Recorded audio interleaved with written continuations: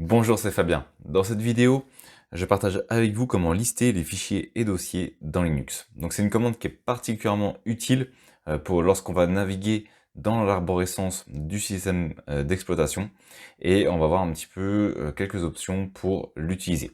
Pendant que j'y pense, n'oubliez pas de vous abonner si ce n'est pas déjà fait en cliquant sur le bouton rouge et en activant les notifications pour ne manquer aucune des prochaines vidéos. Vous pouvez également être acteur des prochains sujets qui seront abordés sur la chaîne en répondant à un court sondage qui se trouve dans la description. Merci par avance à tous ceux qui me permettent d'améliorer le contenu de cette chaîne. Pour la démonstration, j'ai donc un dossier CAT dans lequel j'ai plusieurs fichiers. J'ai également deux dossiers dans lesquels il m'arrive d'avoir ici des fichiers, alors que ici je crois que j'en ai pas, si j'en ai un là, et on voit qu'on a plusieurs dossiers dans les dossiers. Donc on va voir un petit peu comment naviguer au niveau de cette architecture. Donc je me suis positionné ici en mode administrateur, bon après normalement on n'est pas obligé, et je me suis positionné dans le dossier 4, c'est une commande qu'on a déjà vue pour naviguer à travers les dossiers. Je ne vais pas revenir dessus, vous avez juste à la rechercher dans les dernières vidéos sur Linux. Donc maintenant, on va voir comment utiliser cette dernière. Alors, la commande que l'on va utiliser, c'est la commande ls. Elle va nous permettre donc de lister les différents fichiers et sous-répertoires contenus dans notre dossier 4. Alors, deux solutions. Soit on se trouve dans le dossier, on indique ls, et comme on peut le voir, on a ici l'ensemble des éléments qui ressortent. Donc, j'ai les différents fichiers et les dossiers qui se trouvent ici. Mais encore une fois, je peux aller, hop, je reviens en arrière, je vais aller sur le bureau. Donc là, je me trouve sur le bureau, et donc si je souhaite appliquer directement la commande ls à dossier 4, eh bien le résultat va être exactement le même. Donc soit on se trouve à l'extérieur du dossier et on indique le dossier sur lequel on souhaite appliquer la commande, soit on se trouve dans le dossier et auquel cas, eh bien on a juste à indiquer la commande. Donc là, on a utilisé le paramètre de base qui va nous permettre donc de lister les différents fichiers et les dossiers contenus dans notre répertoire principal.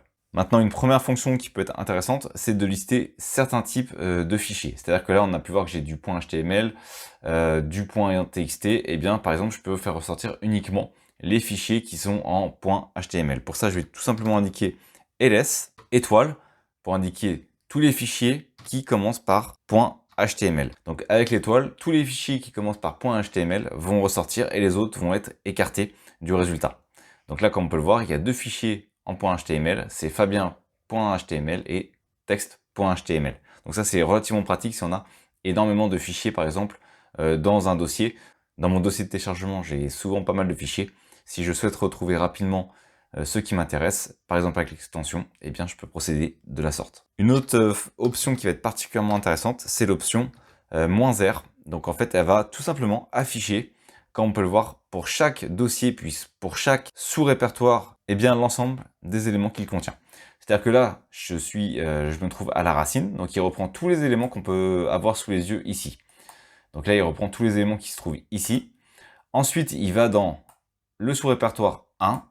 Dans le sous-répertoire 1, il se rend compte qu'il y a un dossier qui s'appelle 2 et un fichier qui s'appelle text.txt. Très bien, il les affiche. Puis ensuite, il va du coup dans le sous-répertoire 2. Il se rend compte qu'il n'y a rien à part un sous-répertoire 3. Il va dans le 3 et j'avais rien mis dans le répertoire numéro 3. Donc on peut voir qu'il a fait l'ensemble de l'architecture à partir de la racine jusqu'au répertoire, enfin jusqu'au sous-répertoire 3. Ensuite, il a été dans le répertoire numéro 2, donc dans le dossier numéro 2, et dans ce dernier, il a retrouvé deux fichiers qu'on trouve ici.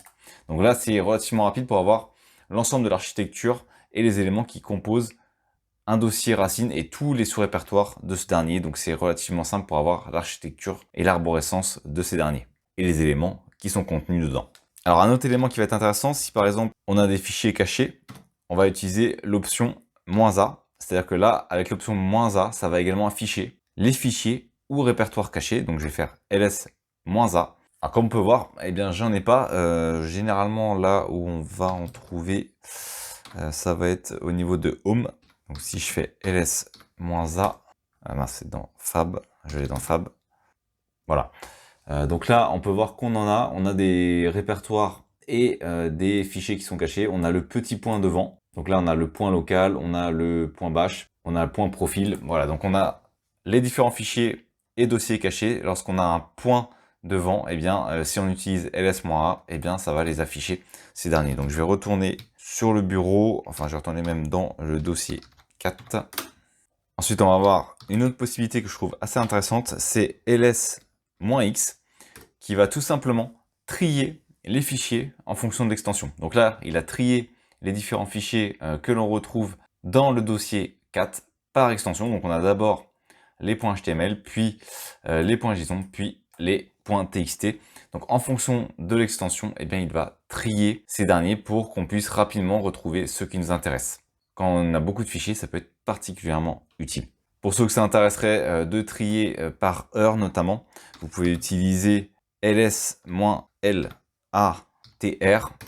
et là vous allez retrouver donc les différents éléments qui sont triés par heure, donc au niveau de la date et l'heure, et ça peut être, dans ce cas-là, peut-être plus utile pour vous. Donc ça, c'est également une option qui va être intéressante. La dernière que je voulais vous présenter, c'est probablement une des plus utilisées, voire la plus utilisée, c'est ls-l. C'est celle qui va nous permettre tout simplement de voir les différentes permissions, propriétés des dossiers et des fichiers. Alors les propriétés, permissions, c'est une vidéo que je ferai par la suite, mais là déjà on peut avoir ici les éléments nous permettant de savoir qui est le propriétaire, quelle est la taille, quelles sont les permissions sur ces derniers, qu'est-ce qu'on peut faire ou ne pas faire. Donc ça, ce sont des éléments très importants lorsqu'on est dans Linux, et j'y reviendrai dans une autre vidéo qui est dédiée justement aux permissions, aux propriétés qu'on peut donner aux différents fichiers et dossiers. Donc certains, par exemple, on pourra avoir des droits en écriture ou seulement en lecture, et ça, on va voir un petit peu comment on peut utiliser ça par la suite. Et vous verrez notamment dans ce cas, c'est pour ça qu'elle est très utilisée comme commande, c'est parce que lorsqu'on a des différents fichiers, ça peut être très intéressant de savoir quelles sont les permissions dessus et qui peut faire quoi dessus. Merci d'avoir regardé cette vidéo.